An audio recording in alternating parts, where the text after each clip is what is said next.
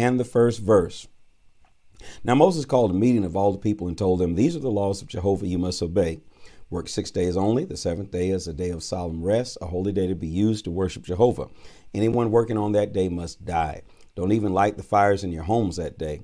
And Moses said to all the people, "This is what the Lord has commanded.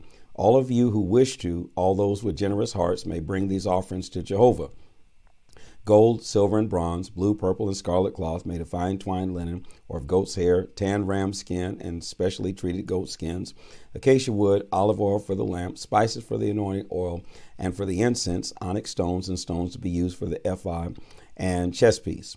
Come, all of you who are skilled craftsmen, having special talents, and construct what God has commanded: the tabernacle tent, its coverings, clasps, frames, bars, pillars, and bases, the ark and its poles, the place of mercy, the curtain to enclose the holy place, the table, its carrying poles, and all of its utensils, the bread of the presence, lamp holders with lamps and oil, the incense altar and its carrying poles, the anointing oil and sweet incense, the curtain for the door of the tabernacle, the altar for the burnt offerings, the bronze grating of the altar and its carrying poles and utensils, the basin with its pedestals, the drapes for the walls of the court, the pillars and their bases, drapes for the entrance to the court, the post of the tabernacle court and their cords, the beautiful clothing for the priests, to be used when ministering in the holy place, the holy garments for Aaron, the priest, and for his sons."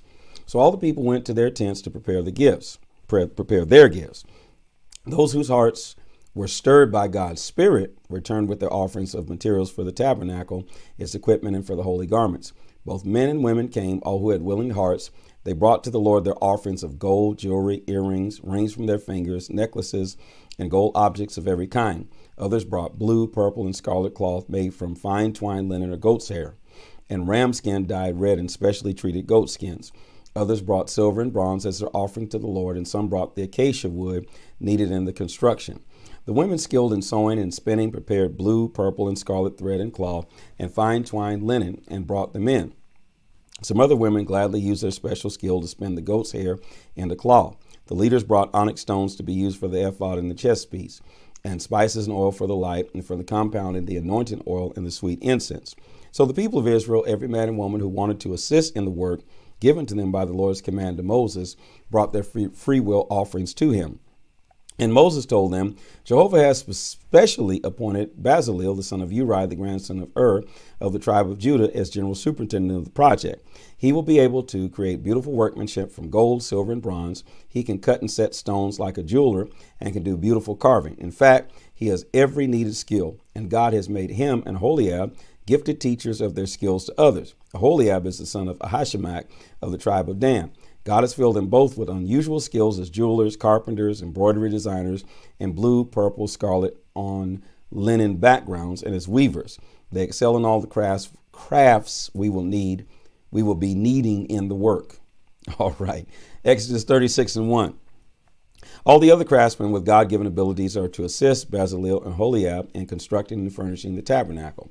So Moses told Bezalel and Aholiab and all the others who felt called to the work to begin. Moses gave them the materials donated by the people, and additional gifts were received each morning. But finally, the workmen all left their task to meet with Moses and told him, "We have more than enough materials on hand now to complete the job." So Moses sent a message throughout the camp announcing that no more donations were needed. Then at last, the people were restrained from bringing more. What a blessing. The skilled weavers first made 10 sheets from fine linen, then embroidered into them blue, purple, and scarlet guardian angels. Each sheet was 42 feet long and 6 feet wide. 5 of these sheets were attached end to end, then 5 others similarly attached, forming 2 long roof sheets. 50 blue ribbons were looped along the edges of these 2 long sheets, each loop being opposite its mate on the other long sheet. Then 50 clasps of gold were made to connect the loops, thus tying the 2 long sheets together to form the ceiling of the tabernacle. Above the ceiling was a second layer formed by 11 draperies made of goat's hair, uniformly 45 feet long and 6 feet wide. Bezalel coupled 5 of these draperies together to make 1 long piece and 6 others to make another piece. Then he made 50 loops along the end of each, and 50 small bronze clasps to couple the loops so that the draperies were firmly attached to each other. The top layer of the roof was made of ram skins dyed red and tanned goat skins. For the size of the tabernacle, he used frames of acacia wood standing on the end. The height of the frame was 15 feet and the width 2¼ feet. Each frame had 2 clasps joining it to the next. There were 20 frames on the south side, with the bottoms fitting into 40 silver bases. Each frame was connected to its base by 2 clasps. There were also 20 frames on the north side of the tabernacle with 40 silver bases, 2 for each frame. The west side of the tabernacle, which was its rear, was made from 6 frames, plus another at each corner. These frames, including those at the corners, were linked to each other at both the top and bottom by rings. So on the west side, there were a total of 8 frames with 16 silver bases beneath them, 2 for each frame. Then he made 5 sets of bars from acacia wood to tie the frames together along the sides, 5 for each side of the tabernacle. The middle bar of the 5 was halfway up the frames along each side, running from one end to the other. The frames and the bars were overlaid with gold, and the rings were pure gold. The blue, purple, and scarlet inner curtain was made from woven linen with guardian angels skillfully embroidered into it.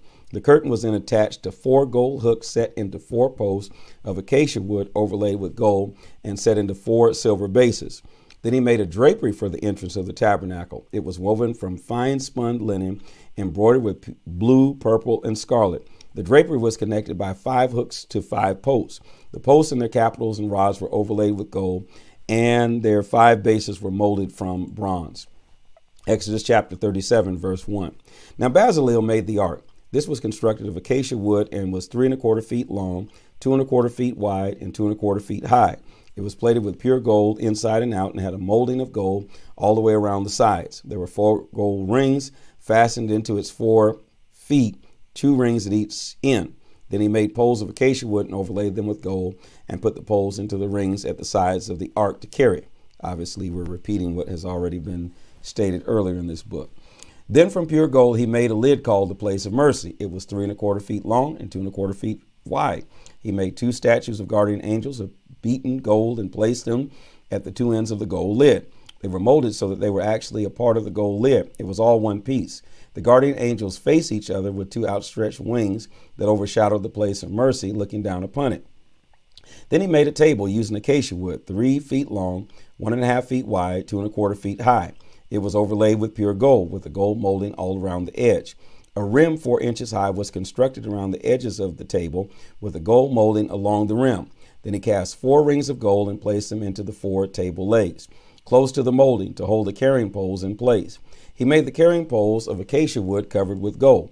Next, using pure gold, he made the bowls, flagons, dishes, and spoons to be placed upon this table. Then he made the lampstand, again, using pure beaten gold. Its base, shaft, lamp holders, and decorations of almond flowers were all of one piece. The lampstand had 6 branches, 3 from each side. Each of the branches was decorated with identical carvings of blossoms. The main stem of the lampstand was similarly decorated with almond blossoms. A flower on the stem beneath each pair of branches. Also a flower below the bottom pair and above the top pair, 4 in all. The decorations of the branches were all one piece of pure beaten gold. Then he made the 7 lamps at the end of the branches, the snuffers and the ashtrays, all of pure gold. The entire lampstand weighed 107 pounds, all pure gold. The incense altar was made of acacia wood. It was 18 inches square and 3 feet high, with its corner horns made as part of the altar, so that all was one piece, He overlaid it with pure gold and ran a gold molding around the edge. 2 gold rings were placed on each side beneath this molding to hold the carrying poles. The carrying poles were gold-plated acacia wood. Then from sweet spices he made the sacred oil for anointing the priest and the pure incense using the techniques of the most skilled perfumers. Exodus 38 and 1. The burnt offering was also constructed of acacia wood. It was 7½ feet square at the top and 4½ feet high. There were 4 horns at the 4 corners, all of one piece with the rest. The altar was overlaid with bronze. Then he made bronze utensils to be used with the altar, the pots, shovels, basins, meat hooks, and fire pans. Next, he made a bronze grating that rested upon a ledge about halfway up in the firebox. 4 rings were cast for each side of the grating to insert the carrying poles. The carrying poles themselves were made of acacia wood overlaid with bronze. The carrying poles were inserted into the rings at the side of the altar. The altar was hollow with plank siding. The bronze wash basin and its bronze pedestal were cast from the solid bronze mirrors donated by the women who assembled at the entrance of the tabernacle. Then he constructed the courtyard. The south wall was 150 feet long. It consisted of drapes woven from fine twined linen thread. There were 20 posts to hold drapes with bases of bronze with silver hooks and rods. The north wall was also 150 feet long with 20 bronze posts and bases with silver hooks and rods. The west side was 75 feet wide. The walls were made from drapes supported by 10 posts and bases with silver hooks and rods. The east side was also 75 feet wide. The drapes at either side of the entrance were 22.5 feet wide, each with 3 posts and 3 bases. All the drapes making up the walls of the court were woven of fine twined linen. Each post had a bronze base, and all the hooks and rods were silver. The top of the posts were overlaid with silver, and the rods to hold up the drapes were solid silver. The drapery covering the entrance of the court was made of fine twined linen, beautifully embroidered with purple and scarlet thread. It was 30 feet long and 7.5 feet wide, just the same as the drapes composing the walls of the court. It was supported by 4 posts with 4 bronze bases with silver hooks and rods. The tops of the posts were also silver. All the nails used in constructing the tabernacle and the court were bronze. This summarizes the various steps in building the tabernacle to the house to house the ark, so that the Levites could carry on their ministry. All was done in the order designated by Moses and was supervised by Ithamar, son of Aaron the priest. Bezalel, son of Uri and grandson of Hur of the tribe of Judah, was the master craftsman, assisted by Aholiab, son of Ahishamach of the tribe of Dan. He too was a skilled craftsman and also an expert in engraving, weaving, and embroidering blue, purple, and scarlet threads into fine linen cloth. The people brought gifts of 3,140 pounds of gold, all of which was used throughout the tabernacle. The amount of silver used was 9,575 pounds, which came from the 50-cent head tax collected from all those registered in the census who were 20 years old or older, a total of 603,550 men. The basis for the frames of the sanctuary walls and for the posts supporting the veil required 9,500 pounds of silver, 95 pounds for each socket. The silver left over was used for the posts to overlay their tops and for the rods and the hooks. The people brought 7,540 pounds of bronze, which was used for casting the bases for the posts at the entrance to the tabernacle and for the bronze altar, the bronze grating and the altar utensils, the bases for the posts supporting the drapes enclosing the court, and for all the nails used in construction of the tabernacle and the court. Exodus 39:1. Then for the priests, the people made beautiful garments of blue, purple, and scarlet cloth, garments to be used while ministering in the holy place. The same cloth was used for Aaron's sacred garment in accordance with the Lord's instructions to Moses. The ephod was made from the cloth too, woven from fine twined linen thread. Bezalel beat gold into thin plates and cut it into wire threads to work into the blue, purple, and scarlet linen. It was a skillful and beautiful piece of workmanship when finished. The ephod was held together by shoulder straps at the top and was tied down by an elaborate one-piece woven sash made of the same gold, blue, purple, and scarlet cloth cut from fine twined linen thread, just as God had directed Moses. The 2 onyx stones attached to the 2 shoulder straps of the ephod were set in gold, and the stones were engraved with the names of the tribes of Israel, just as the initials are engraved upon a ring.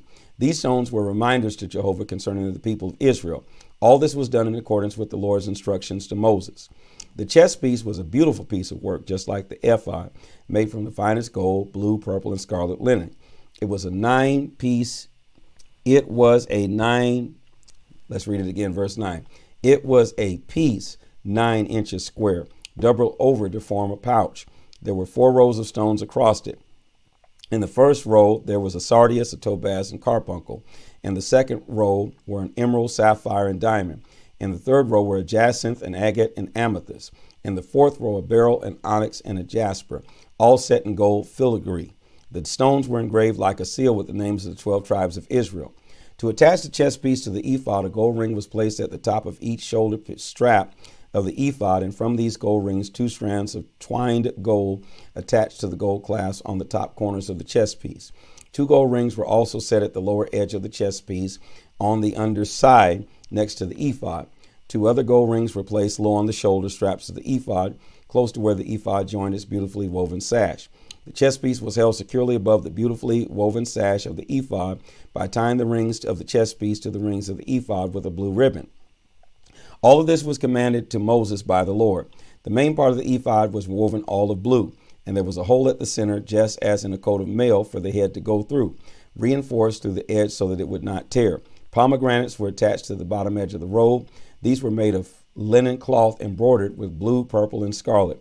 Bells of pure gold were placed between the pomegranates along the bottom edge of the skirt, with bells and pomegranates alternating all around the edge. This robe was worn when Aaron ministered to the Lord, just as the Lord commanded Moses. Robes were now made for Aaron and his sons from fine twined linen thread. The chest piece, the beautiful turbans, the caps, the underclothes were all made of this linen, and the linen belt was beautifully embroidered with blue, purple, and scarlet threads, just as Jehovah had commanded Moses. Finally, they made the holy plate of pure gold to wear on the front of the turban, engraved with the words, "Consecrated to Jehovah." It was tied to the turban with a blue cord, just as the Lord had instructed. So at last the tabernacle was finished, following all of the Lord's instructions to Moses. Then they brought the entire tabernacle to Moses.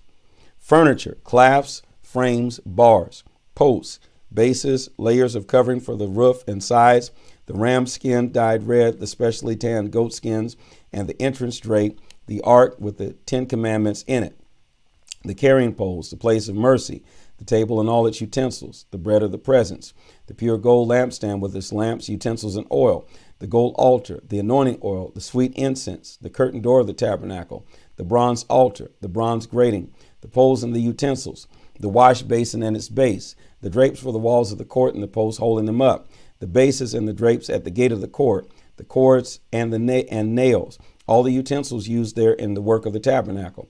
They also brought for his inspection the beautifully tailored garments to be worn while ministering in the holy place, and the holy garments for Aaron the priest and for his sons to be worn when on duty.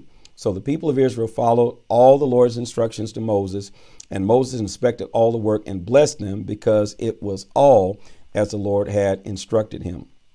Exodus 40:1. The Lord now said to Moses, "Put together the tabernacle on the first day of the first month. In it place the ark containing the 10 commandments, and install the veil to enclose the ark within the Holy of Holies. Then bring in the table and place the utensils on it, and bring in the lampstand and light the lamps.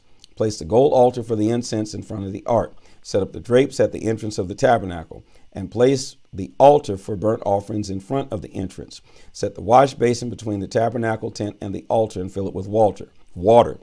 Then make the courtyard around the outside of the tent, and hang the curtain door at the entrance to the courtyard. Take the anointing oil and sprinkle it there, and there upon the tabernacle and everything in it, upon all of its utensils and parts, all the furniture to hallow it, and it shall become holy.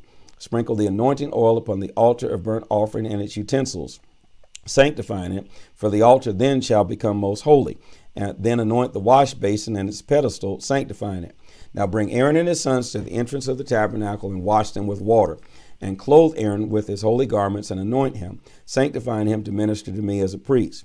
Then bring his sons and put their robes upon him, and anoint them as you did their father, that they may minister to me as priests. Their anointing shall be permanent from generation to generation. All their children and children's children shall forever be my priests." So Moses proceeded to do all as the Lord had commanded him.